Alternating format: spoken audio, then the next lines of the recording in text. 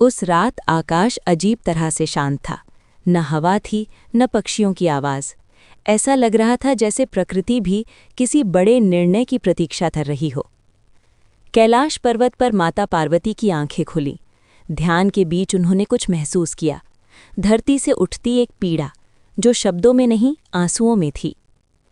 उन्होंने सामने खड़े अपने पुत्र को देखा, बालक गणेश। मस्तक पर तेज, चेहरे पर शांति। पुत्र, पार्वती बोली, धरती पर एक ऐसा मनुष्य है जिसके हर शुभ कार्य से पहले विघ्न जन्म ले लेते हैं। गणेश मुस्कुराए, माता, विघ्न बाहर नहीं होते, वे मन में जन्म लेते हैं। धरती पर एक ब्राह्मण रहता था, नाम था देवदत्त। उसका जीवन जैसे किसी अदृश्य शाप में जकड़ा था। जब भी कुछ अच्छा होने वाला होता, कुछ न कुछ बिगड़ जाता। बेटी का विवाह तय होता तो बारात से पहले दुर्घटना हो जाती। यज्ञ की तैयारी होती तो अचानक अशांति फैल जाती। लोग कानाफूसी करने लगे, इसके भाग्य में ही दोष है। देवदत्त ने पूजा भी की, व्रत भी रखे, लेकिन अब उसके भीतर भक्ति नहीं, डर रह गया था। एक अमावस्या की रात देवदत्त के द्वार पर दस्तक हुई। बाहर एक बालक खड़ा था, गुलाबी कान, चमकती आंखें और चेहरे पर अजीब सी शांति। मुझे भोजन चाहिए, बालक बोला। देवदत्त हंस पड़ा। बालक, मेरे पास तो खुद के लिए भी कुछ नहीं। बालक ने धीरे से कहा, एक सूखी रोटी ही काफ़ी है।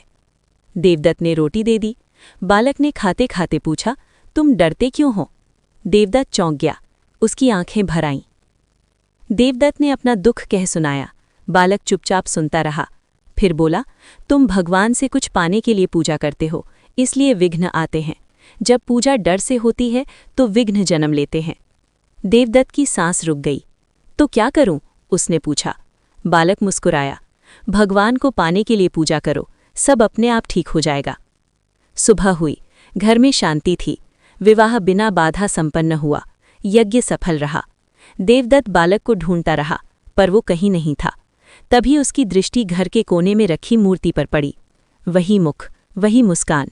देवदत्त भूमि पर गिर पड़ा। विघ्नहर्ता, उसके मुंह से यही शब्द निकले। ये परंपरा बनी, हर शुभ कार्य से पहले भगवान गणेश का स्मरण, क्योंकि वो केवल विघ्न नहीं हरते, मन से डर भी हटाते हैं।